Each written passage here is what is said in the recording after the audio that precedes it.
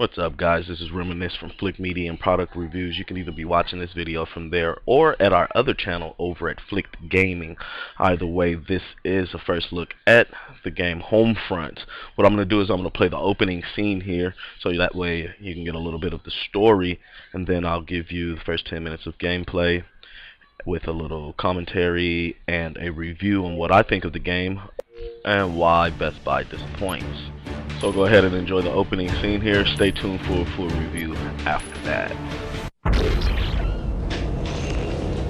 The torpedo that sunk the Cheonan and took the lives of 46 South Korean sailors was fired by a North Korean submarine. North Korea's weapons program continues to intensify. Now surpassed 1,000 missiles. Global leaders express concern over North Korea's latest atomic test. Kim Jong-il's government strongly defended its recent atomic test as a rightful response to Western aggression. The president appeared at the UN to call for severe sanctions against North Korea. This morning comes the news of Kim Jong-il's death.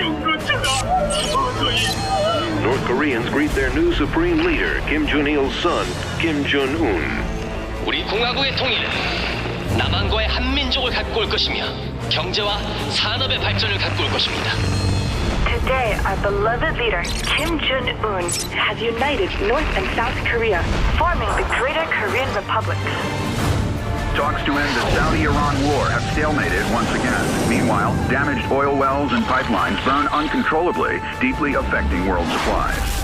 Although costs at the pump are ready to break the dreaded $20 ceiling, The only good communist is a dead communist! Across the nation, civil unrest has intensified with the demise of the U.S. dollar. This is not a retreat, nor are we abandoning our Asian allies. Under threat of annihilation by the Greater Korean Republic, Japan has surrendered. Martial law is now in effect.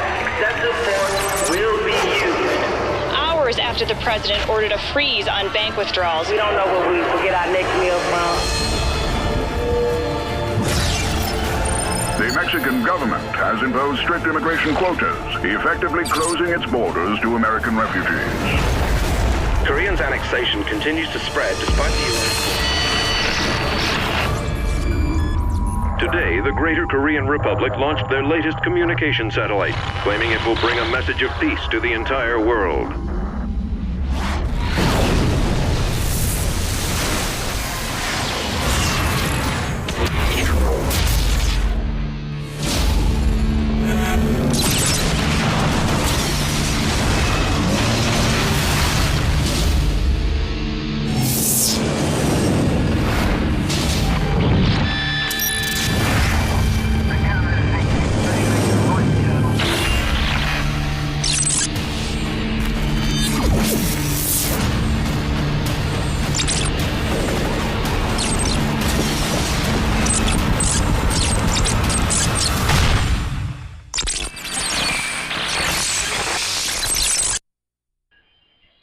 Alright guys, Rima'Nis here with the full review, and I am a bit under the weather, so I hope I don't sound too stuffy. Let me start off by saying I have been playing Black Ops pretty hardcore for the past few months. Before that it was Halo Reach. So with Homefront there is just a slight difference in style of first-person shooter with this game. The controls are exactly like Black Ops, so at least you won't feel so lost if you're coming from that. But unfortunately I am a little bit disappointed with the graphics. Now let's talk about the multiplayer. The multiplayer is pretty fun. The maps are huge and there's all sorts of vehicles that you have access to, which is amazing. And I love how you don't have to wait until a match is over to purchase vehicles and equipment and weapons and such. During the gameplay you earn points for your kills, and then you can use those points to purchase equipment, gear, weapons, vehicles right then and there during the match. So that makes it pretty fun, pretty awesome. Another thing that disappointed me about the game is the feel of gameplay. I like games that feel realistic as I'm playing them. That's one thing that I definitely love about Black Ops. In this game, when you're shooting your guns, it doesn't really feel like you're shooting that particular weapon. You don't feel the recoil as much, or you don't feel the strength or the power of the weapon that you might be shooting. Another thing is when you're on the ground crawling, you're practically crawling at the same speed that you would be walking. So I mean, it does make for easier maneuvering when you're on the ground, but I mean, it just takes away from that realistic feel. I hate seeing bodies fly clear across the map when they get blown up. It just looks ridiculous to me. So that's another thing that kind of disappointed me, is that it doesn't feel realistic. But I mean, overall, it's still a fun game, and I love it. The multiplayer is pretty fun. I mean, you can do all sorts of things, but after a while, I just seem to get bored with it and be ready to jump back on some Black Ops. I don't know, that's just me. You might have a different perspective on that, but honestly, I enjoy the single player campaign more than I do the multiplayer. One thing this game is definitely missing, though, is a co-op mode. If there was a co-op mode on this game would be the shit. So, speaking about the single player campaign, as you can see, it is what you are watching right now. I love the way it starts off, and it is amazing. This is a great story. The feel of being involved in this resistance is amazing. It feels great. Seeing the environment, oh my goodness, the environment is amazing. There are a few errors in the campaign, like for instance, sometimes you don't know when it's safe to move forward, and if you don't move forward, then the enemies just continue to respawn, so you kind of almost have to take your chances. It looks like the NPC characters, they don't move forward when they're supposed to, so everybody's just kind of sitting there, and it's like, oh, okay, I have to find this hidden door that I didn't even know was upstairs or something like that. So that kind of sucks, but I'm quite sure they can fix that with a simple update.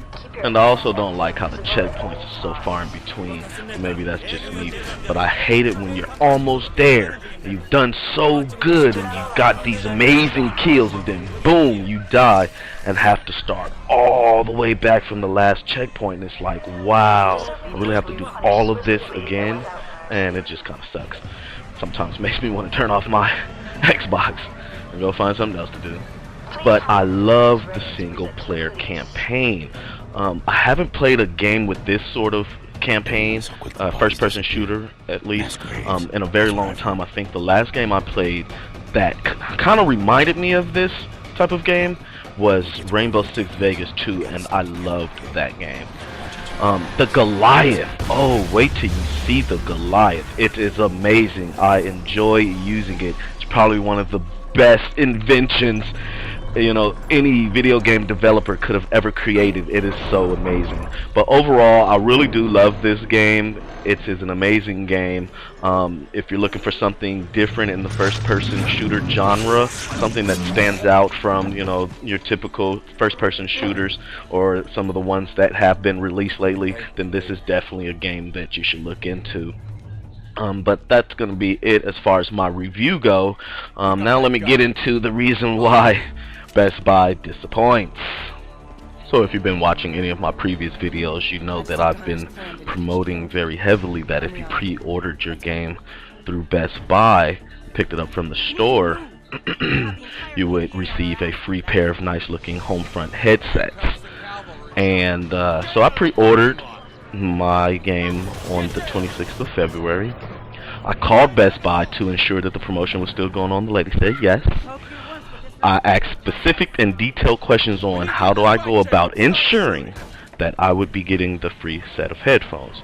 She walked me step by step, went online, did everything as she said while she was still on the phone. She assured me of everything, practically guaranteed me that I would get my free set of headphones. So I've been excited this whole time, waiting on the 15th of March to come so that I can go to Best Buy and pick this up. Now, mind you, I live right around the corner from a GameStop, and that's where I usually pre-order all of my games, but GameStop didn't have that particular deal going on, so I pre-ordered it to Best Buy specifically for the headset.